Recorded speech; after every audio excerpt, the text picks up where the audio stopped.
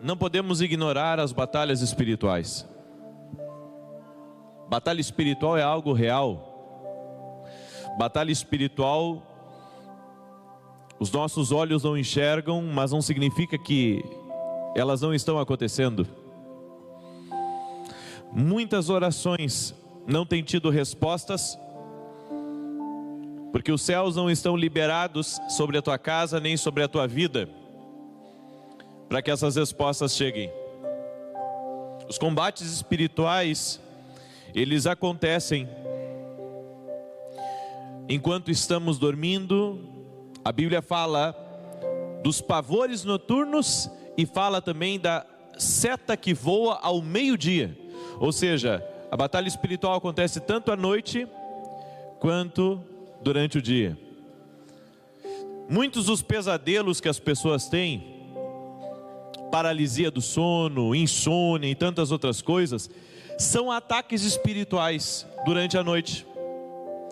Porque durante a noite o corpo físico está dormindo, mas existe alguém que não dorme nunca em você, que é o seu espírito.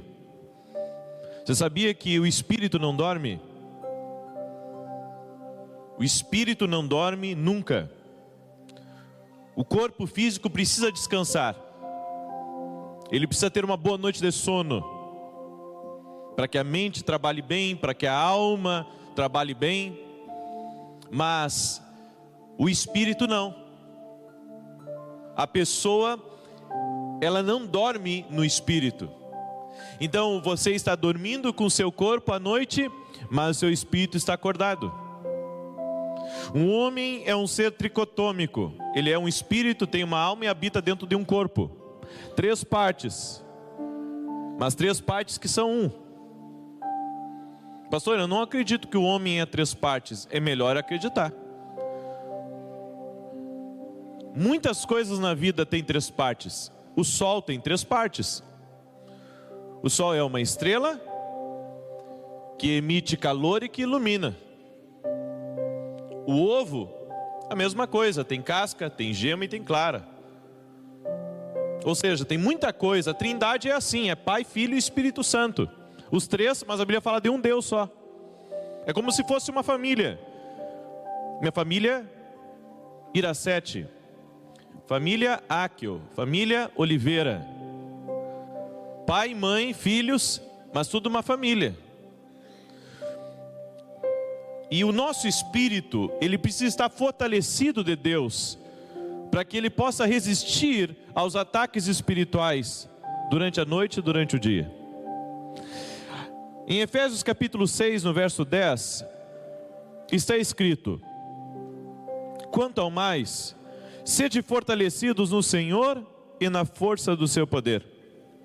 Revesti-vos de toda a armadura de Deus, para poderdes ficar firmes contra as ciladas do diabo. Porque a nossa luta não é contra o sangue e a carne, e sim contra os principados e potestades, contra os dominadores deste mundo tenebroso, contra as forças espirituais do mal nas regiões celestes. Por enquanto, vamos parar por aqui. A Bíblia fala que eu tenho que me fortalecer em Deus. A Bíblia fala que eu tenho que me revestir de Deus, para que eu possa resistir às ciladas do diabo. Você sabia que até quando uma pessoa, Deus tem um chamado para a vida dela, Deus tem um propósito com a vida dela, mesmo sem ela conhecer a Cristo, o diabo vai tentar matar ela. Aconteceu comigo isso. Eu não conhecia Cristo ainda, mas parece que o diabo já sabia que eu iria ser um profeta do Deus vivo. E ele tentou me matar alguns meses antes da minha conversão. E justamente por um trauma que eu tive de infância. Porque ele ia me matar justamente pela brecha que eu abri quando eu era criança. Quando eu vi o pai da minha colega morrer, eu cheguei na frente da casa dela, aquele espírito de medo entrou dentro de mim, e o meu maior medo era morrer dormindo. É uma bobagem? É uma bobagem, mas foi algo que entrou dentro de mim. E naquela noite que eu tive a grande batalha espiritual, mesmo sem conhecer Jesus, o diabo planejava me matar dormindo, justamente na brecha que eu abri, porque eu deixei o medo entrar dentro de mim.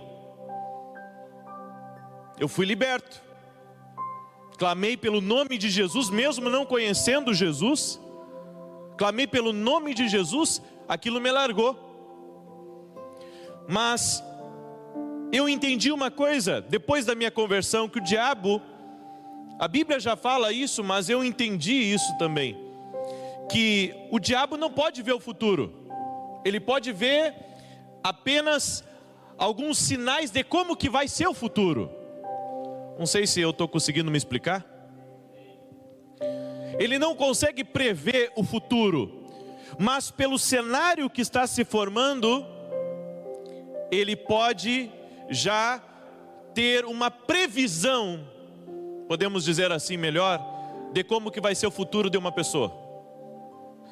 Porque Deus, antes de abençoar uma pessoa, de salvar uma família, de levantar uma pessoa e liberar o chamado sobre a vida dela, Deus prepara o cenário para isso acontecer.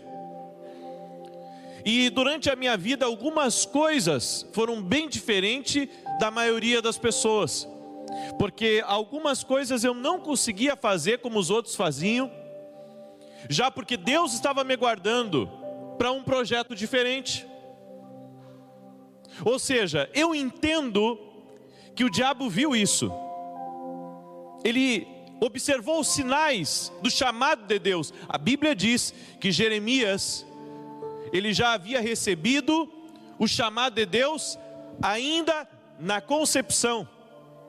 Deus já havia constituído ele profeta quando ele estava no ventre da mãe dele. Ou seja, muitos de nós, Deus já separou no ventre. Deus já separou no ventre. Por que que você acha que o diabo tentou matar Jesus quando era criança? O diabo observou e moveu, inclusive, uma matança na região onde Jesus havia nascido, porque Herodes, a Bíblia fala da história que Herodes não queria um outro rei, então ele mandou matar todas as crianças, mas na verdade foi o diabo que colocou esse pensamento no coração de Herodes, de matar as crianças de 2 anos para baixo. O diabo queria matar Jesus, queria matar o projeto de Deus, o plano de Deus. É por isso que nós precisamos estar atentos aos sinais que Deus nos mostra, quando as coisas também começam a se mover de uma maneira diferente.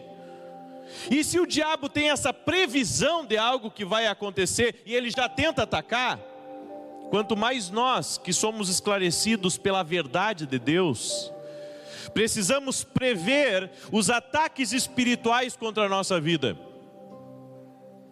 Por que que eu digo isso? Porque quando o tempo está para chuva, por exemplo, vocês viram que tem umidade. Se você for no banheiro da igreja ali, está úmido. Lá em casa também as paredes estão úmidas, o chão está úmido, porque está se preparando para chover. Se não chover aqui em Santa Maria, vai chover ao redor, mas o tempo está muito úmido. Ou seja, todos os sinais estão indicando chuva. Quando o céu está vermelho à noite, isso indica o quê? Chuva. Vento quente, isso é sinal de quê? Chuva. Ou seja, o tempo dá seus sinais. Da mesma maneira, eu preciso discernir os ataques espirituais. Na segunda-feira que passou, Deus colocou no meu coração que eu deveria começar um jejum imediatamente. E eu tive 2 sonhos com a minha filha, com a Thalita. No primeiro sonho eu vi ela caindo, eu tentava segurar ela, e no segundo sonho eu também estava sempre tentando ajudá-la. E essa semana ela esteve bem gripada, e hoje ela esteve no hospital, e a médica disse: olha, se ela não reagir, nós vamos ter que internar. Aí a minha esposa me ligou, eu disse: não, nós vamos entrar em oração, porque Deus já havia me mostrado, eu estava em jejum, então eu já estava prevendo esse ataque contra ela. Orei, repreendi, Já está em casa, está medicada, mas está em casa. Não foi preciso internar. No entanto, eu comecei a observar que essa semana foi uma semana totalmente incomum. Tivemos o episódio da Sara também, que estamos orando pela Sara, graças a Deus está melhor. Mas eu vi batalhas espirituais. Batalhas principalmente contra a conferência. E isso nós precisamos começar a observar quando as coisas estão tomando um rumo estranho ao nosso redor. Porque a nossa luta é contra principados e potestades. Por isso, quando algo começa a se ensaiar contra nós, jejum e oração, irmãos. Jejum e oração. E o Senhor já colocou no meu coração, semana que vem, novamente, jejum e oração. Eu estava até pensando agora à tarde, nem nas escolas de profetas eu tive uma guerra tão grande como tive essa semana que passou. Acredito que estamos em guerra, mas ao mesmo tempo o inimigo está vendo grandes vitórias que Deus está montando no cenário espiritual.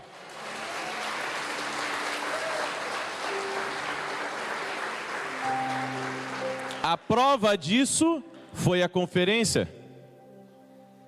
Quem estava aqui, quem sentiu, quem viveu, quem provou do ambiente espiritual, sabe do que eu estou falando.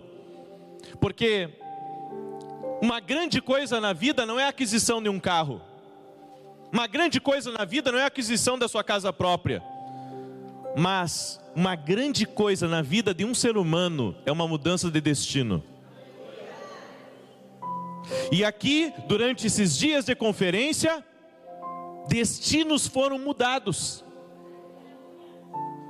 Nós sentimos literalmente Deus trabalhando, Deus movendo no meio das pessoas, e algo sobrenatural tocando nos corações, gerando comprometimento com Deus, comprometimento com a missão, entrega, rendição, morte para o eu, para o ego. Porque não pensa você que a palavra não tocou em mim, nos pastores, na liderança. A palavra tocou em todos. A palavra veio pegando desde a porta até aqui, e veio pegando em cada administração, cada um de nós. Bem, a unção estava tão grande ontem à noite, quando nós saímos daqui, que eu cheguei em casa ainda mergulhado daquela unção. Acordei pela manhã hoje ainda mergulhado, desperto com aquela unção de Deus. Por isso entendo das batalhas espirituais. Diga para a pessoa que está ao seu lado, se você não entender que a sua luta não é contra carne e sangue, mas contra coisas espirituais, como você vai vencer?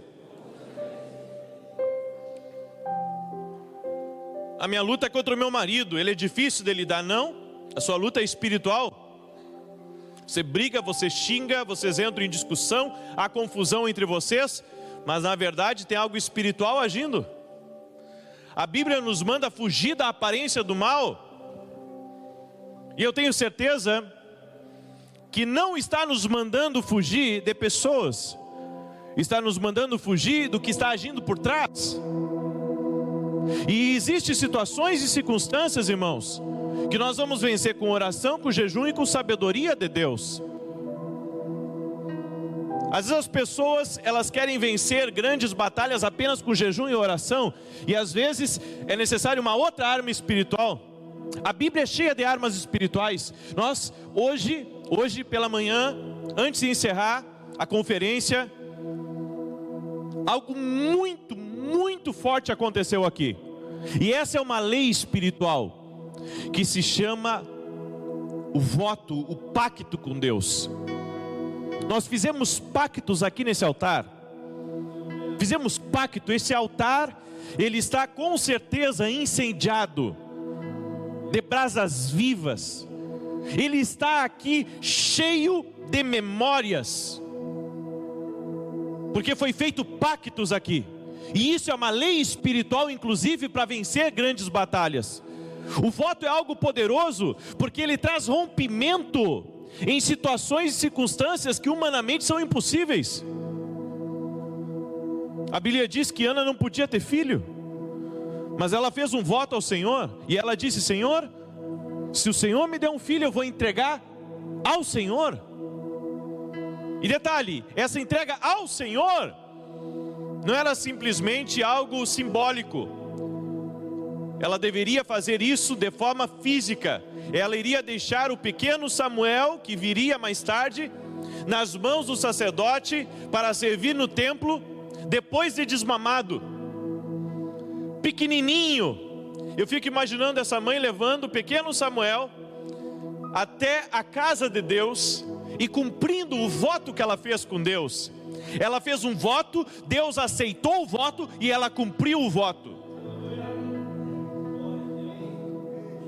Votos são leis espirituais, são poderosíssimos em meio a batalhas. Por isso, oração e jejum são armas, são chaves. Mas voto também é. Sabedoria também é uma arma espiritual. Palavras também são espirituais. E um detalhe importante: quando você está em meio a batalhas espirituais, o diabo vai tentar fazer com que você murmure. Ele vai tentar fazer com que saia alguma palavra negativa da sua boca, para que ele pegue aquela palavra contra você. Ele não pode entrar, ele não pode agir sem legalidade. Então ele faz com que você se ire, ele faz com que você saia dos frutos cristãos, do espírito, e entre na carne. Porque se você entrar na carne, ele pode entrar com tudo. A nossa luta não é contra a carne. A nossa luta é contra espíritos, potestades e principados, o que não vemos, o que não enxergamos. Há tempos de guerra. Você sabe que Davi, ele caiu no pecado porque parou de batalhar. Aqui durante a conferência, se não me engano foi a minha esposa que ministrou, e ela falou sobre vestes de guerra. Todo rei, ele tinha as suas vestes de guerra que ele guardava. Ele guardava a sua espada, ele guardava as suas roupas de guerra, e Davi tinha as suas roupas de guerra. E a Bíblia diz que no dia que ele caiu, ele não estava vestido de roupas de guerra. Ele estava à paisana, vivendo tranquilamente. Só que o exército dele estava em guerra. O lugar de muitos reis não é estar nos palácios em tempos de guerra, mas é estar nas trincheiras junto com o exército. E eu entendi que essa semana era tempo de eu estar na trincheira. Era tempo de batalhar espiritualmente, guerrear em intercessão, entrar em níveis de intercessão.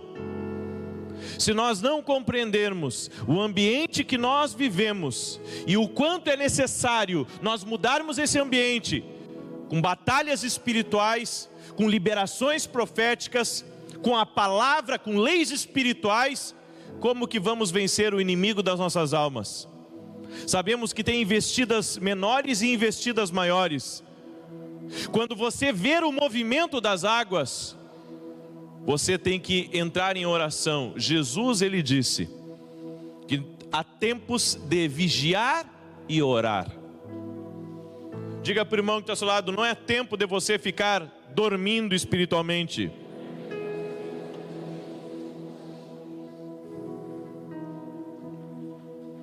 O tempo não é esse. O tempo é vigiar, é orar, é entrar em guerra espiritual, é guerrear. Se você não guerrear de uma forma diferenciada, você não vai conquistar. E Deus está nos falando sobre intercessão profética, sobre batalha espiritual também, guerrear nos ares. Você sabe que a oração de rompimento, como foi pregado aqui, ela não funciona uma única vez. Às vezes é necessário uma repetição dela. Elias, para que os céus se fechassem, ele orou uma vez. Para que os céus se abrissem, ele orou 7 vezes. Para que haja rompimento, tem que ser feito orações constantes, até que haja o romper de Deus, até que haja o liberar, o desatar das águas de Deus. Se você quer um desatar das águas de Deus na tua vida, está na hora de entrar numa oração frequente, de uma intensidade maior do que aquela oração de 1 minuto. Senhor, me abençoa, que o dia hoje seja uma bênção, vá à minha frente, amém. E pum, para o trabalho. Queremos rompimento, temos que fazer orações de rompimento, guerreando espiritualmente, colocando nossas vestes de guerra e entrando espiritualmente nos campos de batalha e batalharmos. Até esse desânimo, você vai ter que lutar contra isso. Essa apatia espiritual, essa dificuldade de sentir Deus, de se concentrar, isso é uma batalha espiritual. Há vários tipos de batalha, como a batalha na mente, onde a pessoa ela é atormentada por espíritos aprisionadores a todo momento, com descrença, com dúvida, com incredulidade. Enquanto você não se levantar contra isso e começar a guerrear espiritualmente, o inimigo sempre vai tentar lhe vencer nesse tendão de Aquiles. E a batalha na mente, ela é mais feroz ainda. E é importante a pessoa que batalha na mente, nem que seja polegada a polegada, mas ela tem que conquistar aquele território por completo. Não desistir, ir em frente, vencer os espíritos de descrença, de dúvida, de incredulidade, o que coloca em luta, em xeque a palavra de Deus. Porque se o diabo conseguir colocar descrença em você, em relação a Deus, a palavra e aos princípios espirituais, ele lhe dá um puxão para trás que você não se dá conta. Daqui a pouco você está quase fora da igreja. E para vencer esse tipo de coisa, tem que guerrear. E a Bíblia nos fala aqui, continuando nesse verso, no verso de número 13: portanto, tomai toda a armadura de Deus, para que possais resistir no dia mau, e depois de terdes vencido tudo, permanecer inabaláveis. O que a Bíblia está dizendo? Resistir o dia mau. Esse é um dia turbulento, um dia que as coisas que nós pensávamos que ia dar certo, aparentemente estão dando errado. E se está dando errado, muitas vezes não é porque Deus não quer para você, é que Ele quer que você guerreie. Lembra de Daniel no rio Quebar? Pediu uma resposta para Deus, demorou 3 semanas. Há coisas que você tem que entrar no espírito, para guerrear no espírito contra aquilo que está impedindo suas orações de serem respondidas e as coisas de acontecerem na sua vida. Senhor, por que não acontece? Porque você não está orando. Por que Jesus falou tanto sobre a insistência no orar? Ele falou contra a repetição, mas ele falou muito sobre a insistência no orar. Porque Jesus sabia de uma batalha espiritual, é por isso que ele passava muito tempo orando. Jesus resistia muito no espírito. Por isso ele orava tanto, porque passava mais tempo no espírito do que propriamente na carne. Esquecia até a hora de comer, de se alimentar, de dormir, porque vivia muito tempo no espírito. É por isso que nada resistia diante de Jesus. Ao caminhar nas ruas de Jerusalém, de Cafarnaum, as coisas aconteciam, as pessoas vinham. Aonde ele ia, os enfermos eram curados, os endemoniados eram soltos das cadeias, os milagres acompanhavam o ministério de Jesus, mas ele vivia uma vida no espírito. Ele já vencia o dia durante a noite. Tem guerras espirituais do dia que você só vai vencer à noite. Por isso que existem alguns horários na madrugada que são tão poderosos. Na verdade não é porque é um horário fixo das 3 da manhã, mas é porque quando você batalha à noite, você tem vitória durante o dia. Você já desarma as ratoeiras do inferno. Você cancela os planos arquitetados, a arma forjada contra você já é anulada, porque durante a noite você está guerreando. Existem princípios de guerra espiritual que nós precisamos nos aperceber. lá no ambiente da tua casa, do teu trabalho, aprenda a orar, a repreender, a ungir a porta da tua casa, a porta do teu comércio. Batalhe espiritualmente. Se os clientes não estão entrando, se as coisas não estão acontecendo, se lá se instalou um espírito de miséria ou de roubo, batalhe espiritualmente, guerreie espiritualmente. São batalhas espirituais. Marido bipolar, mulher bipolar, isso também é espiritual. Uma hora está de um jeito, outra hora está de outro, isso é espiritual. Você tem que guerrear de uma forma diferente, entrar em oração. Eu já vi muitas vezes durante o culto, as pessoas inquietas no banco. Eu sei que está quente aqui, semana que vem nós vamos botar ar-condicionado, se Deus quiser. Já vai estar instalado, se Deus quiser, estou profetizando. Não tenho certeza, mas estou profetizando. Mas pessoas distraídas, dormindo espiritualmente, já pintando e bordando na vida deles, e quando está para vir para o culto, não estou com vontade, ficar aqui na frente da televisão, estão dormindo, estão distraídos espiritualmente. O diabo conseguiu cegar eles. É por isso que na guerra espiritual precisamos estar despertos, acordados. Se você está dormindo, ele está ganhando terreno. Por isso, batalhe, guerreie, use as armas espirituais. Diga para o irmão que está ao seu lado: vista da armadura de Deus. A Bíblia fala aqui, eu não vou falar de toda a armadura, mas vou falar de uma parte dela, a outra você estuda em casa. A Bíblia diz: estai, pois, firmes, cingidos com a verdade, e vestindo-vos da couraça da justiça, em uma batalha espiritual. Não cometa o vacilo de mentir. Diga para o irmão que está ao seu lado: a mentira não é uma brechinha, é um portão para o diabo. Pequenas mentiras,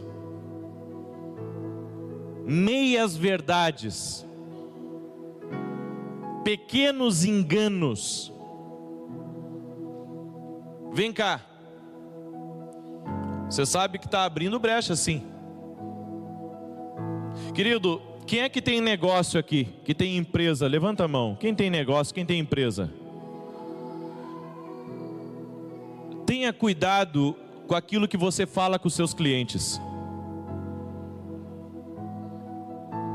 Primeiro, para não manchar o nome de Jesus. E segundo, para te não queimar a tua empresa. Quem é pedreiro aqui? Tem pedreiro aqui? Tem algum pedreiro aqui? Dirceu. Tem mais algum pedreiro aqui? Só o Dirceu? Por exemplo, eu tenho uma casa para construir. Vem cá, Dirceu. Quanto tempo tu leva para construir essa casa? Olha, pastor, eu levo assim, já contando com os dias de chuva, já contando com algum imprevisto, eu levo 3 meses. Ótimo. Vamos fazer o contrato? Vamos. Chegou os 3 meses, a casa não tem nem cobertura ainda. Por que ele me deu um prazo então? Ele queria pegar o serviço, mas não cumpriu com a palavra dele. Se o espírito de mentira acompanha a tua vida, com certeza o diabo fica nas tuas costas.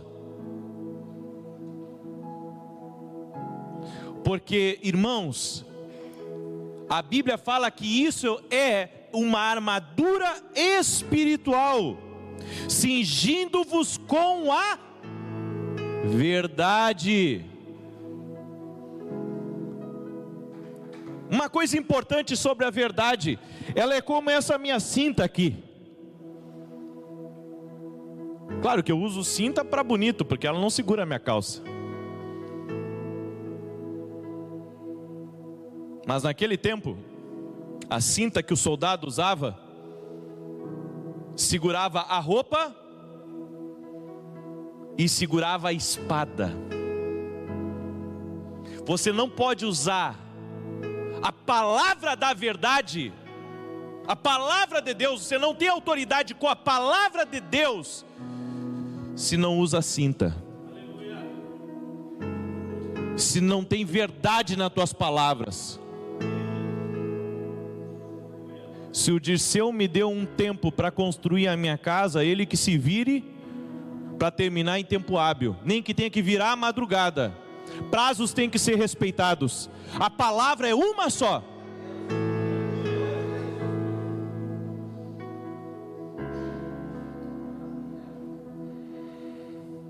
Aí o marido chega em casa e a mulher pergunta: onde você estava? Ah, eu fui rapidinho no mercado, acabei me atrasando.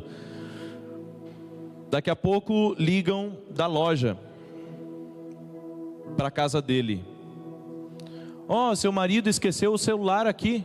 Puxa, mas ele me falou que foi no mercado. Vem cá, ô fulaninho. Você não disse que foi no mercado? Como é que foi na loja? Ah não, mas eu fui na loja e depois eu fui... E foi fazer o que na loja? Por que não me falou? É assim ou não é? A Bíblia diz que Ananias e Safira, eles mentiam em relação ao dízimo deles. E ao mentir, os dois tiveram uma morte espiritual e física. Por quê? Porque não havia verdade neles. Quem é aqui que prega a palavra, ou abre um culto, ou ministra louvor na igreja? Levanta a mão. Tu tá com cinto ou tá sem cinto?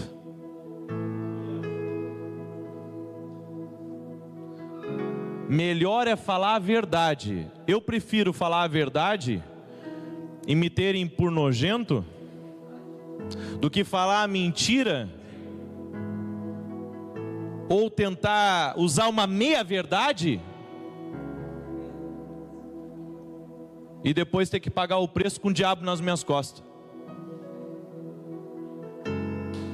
Vida torta não tem a bênção de Deus. Quer prosperar? Fala a verdade. Quer ser abençoado? Fala a verdade. Em meio a uma guerra espiritual, verdade tem que haver nesse corpo. Para de mentir para tua esposa, para de mentir para o teu marido, para de mentir para os teus filhos, para de mentir para o teu pai, para de mentir para o teu pastor. Estou falando só da cinta da verdade. A Bíblia diz que Jesus pegou um azorrague de cordéis e começou a bater em todos aqueles que vendiam dentro do templo.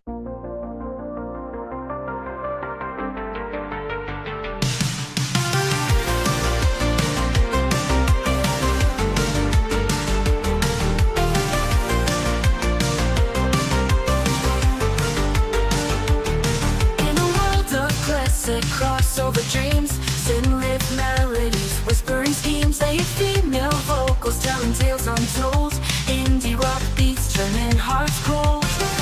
We ride the waves of the night, lost in an opera delight, haunting echoes of the past, experimental sounds that forever last.